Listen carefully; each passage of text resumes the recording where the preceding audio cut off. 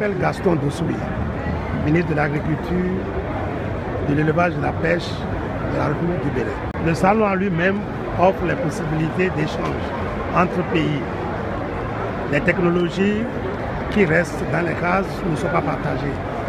C'est en venant à ces rencontres que nous pouvons dire comment nous comparer aux autres. Qu'avons-nous de moins, qu'avons-nous de plus? Où allons-nous encore chercher des innovations? Lesquelles avons-nous de plus à partager avec les autres? Ici, vous verrez le karité assez bien transformé, le soja transformé, les produits alimentaires de chez nous transformés. Et vous voyez aussi pas mal de compléments alimentaires qui sont des apports pour la nutrition et la santé des populations. Nous avons eu à travailler au sein de certaines missions au niveau de la FAO à Rome. Nous avons eu à travailler à la COP 22. Nous avons eu à travailler à Addis Abeba au sein de l'Union africaine pour l'agriculture, le développement rural, l'eau et l'environnement. Et il m'a dit le Burkina doit être présent à cette rencontre.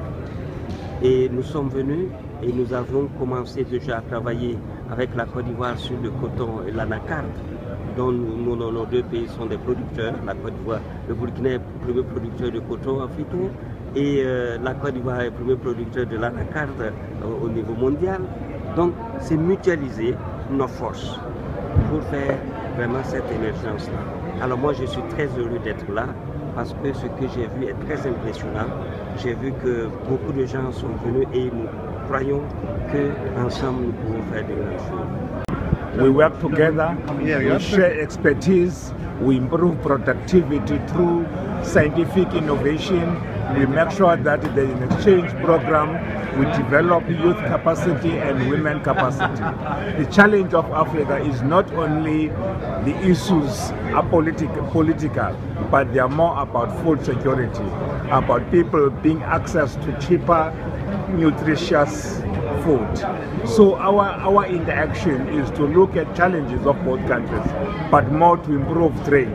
But more than that, make sure that education, scientific knowledge, and all other forms are improved. Thank you very much.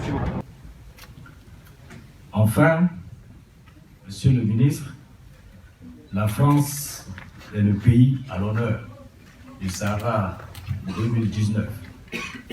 Et pour nous, on ne pouvait pas avoir meilleure occasion que cette opportunité, parce que le Sahara d'Abidjan est un salon international, c'est un salon de la sous-région. Donc c'est en allant au Sahara, on ne s'adresse pas seulement à la Côte d'Ivoire, mais aux 15 États de l'Afrique de l'Ouest. Et je suis sûr que ce sera une occasion pour nous de renforcer la coopération entre la France et l'Afrique de l'Ouest. Permettez-moi de rappeler quelques chiffres importants qui montrent combien la Côte d'Ivoire est un partenaire commercial important pour la France. Les exportations de produits agricoles et agroalimentaires français à destination de la Côte d'Ivoire se sont élevées en 2017 à 302 millions d'euros. Elles sont composées de tabac, de céréales, de produits de base de céréales, à base de céréales, de boissons et de produits laitiers.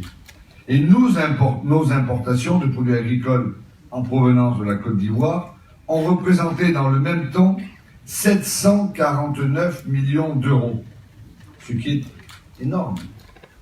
Il s'agit évidemment des fèves de cacao, des fruits tropicaux. La France est le 5e client de la Côte d'Ivoire, mais est le premier fournisseur. Et je me félicite vraiment de la vitalité et de l'intensité de nos échanges, parce que je crois vraiment que c'est important.